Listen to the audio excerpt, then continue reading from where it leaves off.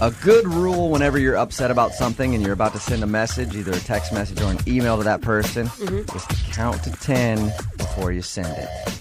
That comes from you. And then read it again, and then add even more F words and more insults. Make sure that you've gotten the insults in there that need to be in there. You know what I mean? Make it even more aggressive. That's what I'm saying. Because if you under-aggress, that's not good. Yeah, no, you got to make sure that you get as many F words as possible in that hate message that you're sending to that person.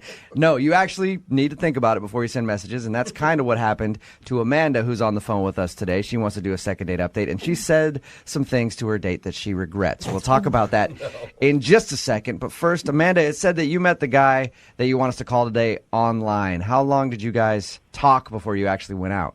We were talking for like a couple of weeks. We started out with emails, and then we were talking on the phone. I'm always curious about that when it comes to online dating, how long you go back and forth before you actually set up a date.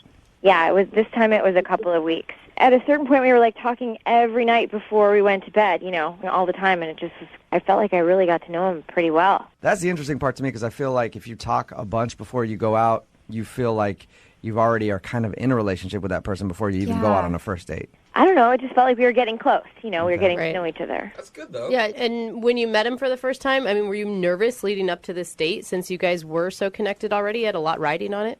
Yeah, kind of. It was so great on the phone. I was, worried that it wasn't going to be that way in person, and it was. It was really good. All right. So tell us a little bit about what you guys did when you agreed to go out.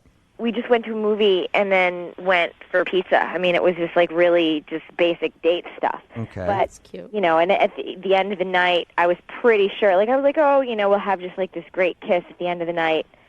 But that something more sort of happened. Mm-hmm. That great kiss turned into...